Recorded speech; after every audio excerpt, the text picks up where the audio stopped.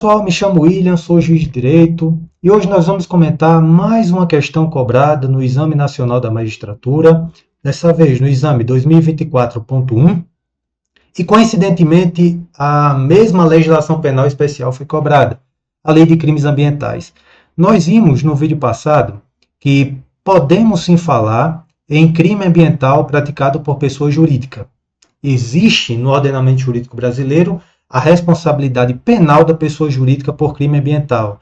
E essa autorização normativa existe tanto no texto da Constituição Federal, artigo 225, parágrafo 3º, e está regulamentada, minudenciada na Lei de Crimes Ambientais, no artigo 3º da Lei de Crimes Ambientais, com dois requisitos.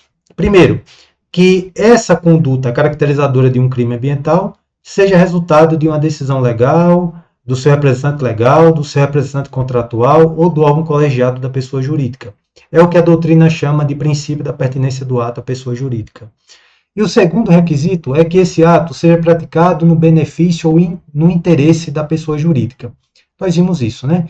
Vimos também que não é necessária que haja dupla persecução penal, ou seja, eu posso ter a responsabilidade penal da pessoa jurídica, ainda que não tenha a responsabilidade penal da pessoa física. Isso é plenamente possível no ordenamento jurídico brasileiro.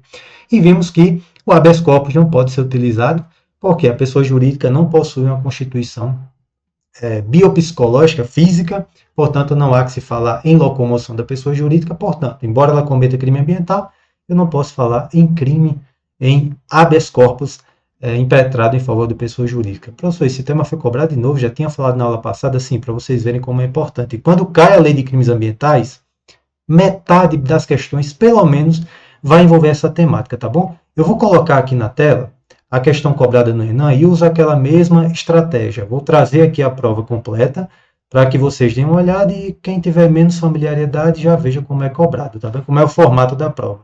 E foi a questão 74. E olha como é uma questão que a gente já conseguiria resolver só com o vídeo passado, tá bem?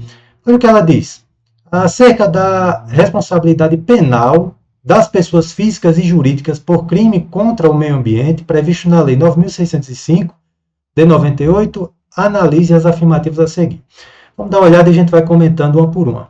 Serão responsabilizados por crime contra o meio ambiente o diretor, o administrador, o membro de conselho e de órgão técnico, o auditor, o gerente, o preposto ou mandatário de pessoa jurídica que, sabendo da conduta criminosa de outrem, deixarem de impedir a sua prática quando podiam agir para evitá-la. Veja, essa é uma disposição expressa, prevista na Lei de Crimes Ambientais, mas mesmo que não houvesse essa previsão expressa na Lei de Crimes Ambientais, o próprio Código Penal, no artigo 13, traz a figura do garante. E é óbvio que quem tem uma relação contratual, quem tem a obrigação contratual de evitar o dano, como é o caso de um gerente, de um auditor, de um preposto, de um mandatário, de um órgão técnico, de um membro de conselho, de um administrador, se ele tem o dever e podia agir para evitar, se ele não faz, ele é garante, ele responde por crime ambiental.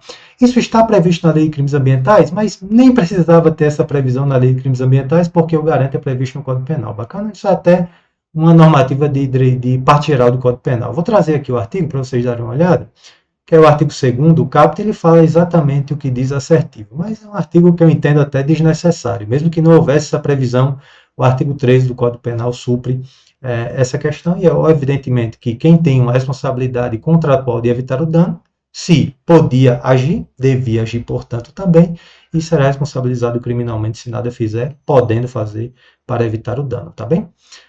O que eu chamo a atenção são os itens a seguir, que envolvem essa temática mais centrada na responsabilidade penal da pessoa jurídica. Vamos dar uma olhada.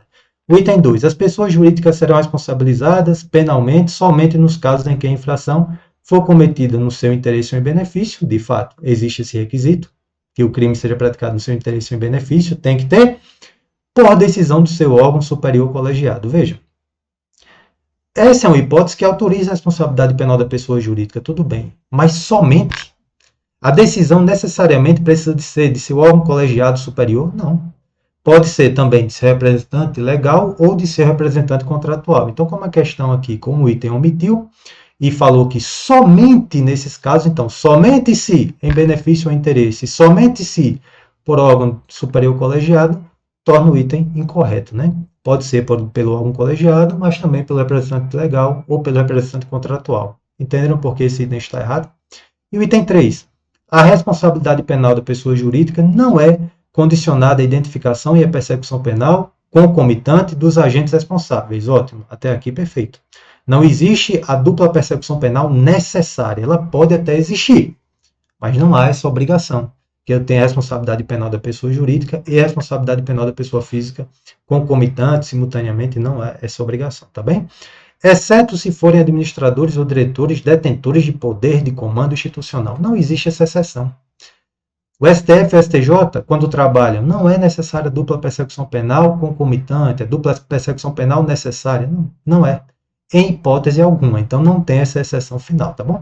Então, dos itens aqui tratados, apenas o item 1 o item correto. Bacana, professor. Então, foi cobrado 2024.1, a mesma temática de 2024.2. Isso. Vamos parar por aqui, então, não vamos trazer nada novo nessa aula. Não, vamos trazer coisas novas nessa aula, né?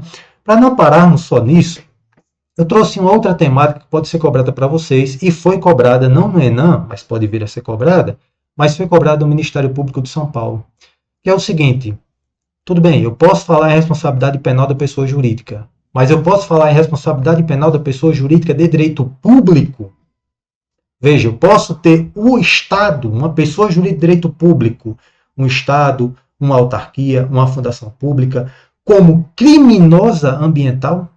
O Estado pode ser responsabilizado por crime ambiental? Essa é uma interessante questão que possui uma grande divergência doutrinária. Não tem uniformidade doutrinária sobre esse tema e muito menos uma posição fixa jurisprudencial sobre isso. Então, quando esse tema é cobrado, normalmente o examinador quer que você aponte quais são as divergências. E eu trouxe aqui para a gente essas divergências tratadas na doutrina, se é ou não possível a responsabilidade penal da pessoa jurídica de direito público, tá bem? Eu vou trazer aqui uma postagem que eu havia feito no Instagram, mas é só porque aqui está bem organizado, e aí para não precisar copiar e colar isso aqui em outro lugar, eu trouxe de uma forma aqui que está até dividida em cores, tá bem? Vamos lá. A primeira corrente vai dizer que não é possível a responsabilidade penal da pessoa jurídica de direito público. Você pode parar e ler, mas basicamente essa doutrina vai dizer, primeiro, eu não posso ter o Estado na condição de delinquente. O Estado combate crime, então eu não posso ter o Estado na condição de delinquente. O Estado que eu falo, Estado geral, né? Pessoa jurídica de direito público, Estado, União, Distrito Federal, municípios, enfim, né? De forma geral. Segundo ponto, o Estado não detém, a pessoa jurídica de direito público não detém aquele primeiro requisito para que eu possa falar responsabilidade criminal ambiental. Ou seja, ela não age em interesse e em benefício próprio. A pessoa de direito público, quando age em benefício do bem comum, ou pelo menos deveria agir. Então, não há esse pressuposto. Benefício e interesse próprio, portanto, não tem um primeiro requisito para que se fale em crime ambiental. E um outro argumento. Se eu punisse o Estado, se eu punisse uma pessoa jurídica de direito público pela prática de crime ambiental, eu estaria punindo, na verdade, a própria sociedade. Porque você imagine, se o município comete um crime ambiental e uma das punições para a prática de crime ambiental é a suspensão temporária de atividades, suspenderíamos as atividades do Estado, do município, ou seja, da pessoa de direito público, em determinada área ambiental. Os prejuízos seriam sentidos pela própria sociedade e não pela própria pessoa de direito público.